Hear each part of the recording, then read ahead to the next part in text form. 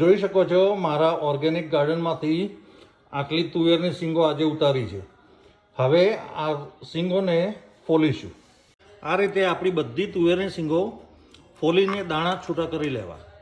તમે જોઈ શકો છો આપણા તુવેરના બધા જ દાણા ફોલીને તૈયાર છે. હવે એની પ્રોસેસ આગળ કરીશું. મેં તુવેરના દાણા અને બટાકું ધોઈને લીધેલું છે. તુવેરના દાણા બાફતી વખતે એમાં જરાય પાણી એડ કરવાનું નથી. હવે એમાં 1 ચમચી મીઠું નાખીને એને બાફવા મૂકી દઈશું. મીઠું નાખીને એને મિક્સ કરી દેવું. હવે એને આપણે 15 થી 20 મિનિટ માટે બાફવા મૂકી દઈશું. આ રીતે મેં બટાકું અને તુવેર બાફવા મૂકેલી છે. એને હવે ઇન્સ્ટાપોટમાં 20 મિનિટ માટે બાફી દઈશું. હવે આપણે ખલની અંદર આદુ મરચાંની પેસ્ટ બનાવીશું. બાફેલા તુવેરના દાણાને હવે આપણે ચોપરમાં નાખીને ઝીણા ઝીણા ચોપ કરી લઈશું. મેક શ્યોર કે આપણે બધું પાણી બોલમાં જ રહેવા દઈએ.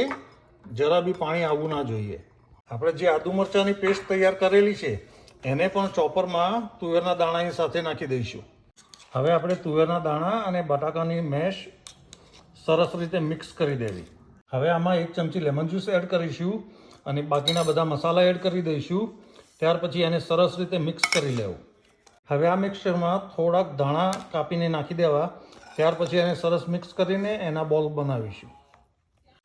આ રીતે બધા જ બોલ બનાવી લેવા. ત્યાર પછી આપણે ખીરું બનાવીશું.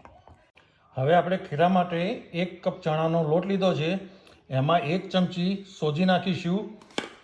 મસાલામાં મીઠું, હળદર, ધાણા જીરું, ગરમ મસાલો, લાલ મરચું અને થોડીક હિંગ આટલું ખીરામાં નાખીને સરસ મિક્સ કરી લઈશું. હવે આપણા લોટને સરસ મિક્સ કરી લેવો. હવે એમાં થોડું પાણી નાખીને આપણે ખીરું તૈયાર કરીશું, જેથી એમાં કોઈ લમ્સ ના રહે. ખીરું પલાળ્યા પછી એને 10 મિનિટ ઢાંકીને મૂકી રાખવું. ત્યાર પછી આપણે આપણા ભજીયા ઉતારીશું. હવે આપણા ખીરામાં અડધી ચમચી બેકિંગ સોડા અને થોડોક લેમન જ્યુસ નાખીને સરસ મિક્સ કરી લેવું. આપણું ખીરું આ રીતનું તૈયાર થવું જોઈએ. હવે આપણે આપણા તુવેરના ભજીયા ઉતારીશું. હવે આપણે આપણો ખીરામાં જે ગોટા બનાવેલા હતા એને મૂકીને આ રીતે કોટિંગ કરીને તેલમાં મૂકીને તળીશું. આ રીતે આપણા વાસણમાં માય એટલા મૂકવા અને એને સરસ ગોલ્ડન બ્રાઉન થાય ત્યાં સુધી તળવા. આ રીતે સરસ ગોલ્ડન બ્રાઉન થાય ત્યાં સુધી તળવા. ત્યાર પછી એને કાઢી લેવા. તમે જોઈ શકો છો આપણા તુવેરના ભજીયા બનીને તૈયાર છે. હવે આપણે કાપીને જોઈશું. તમે જોઈ શકો છો આપણા તુવેરના ભજીયા બનીને તૈયાર છે. સરસ ક્રિસ્પી બનેલા છે.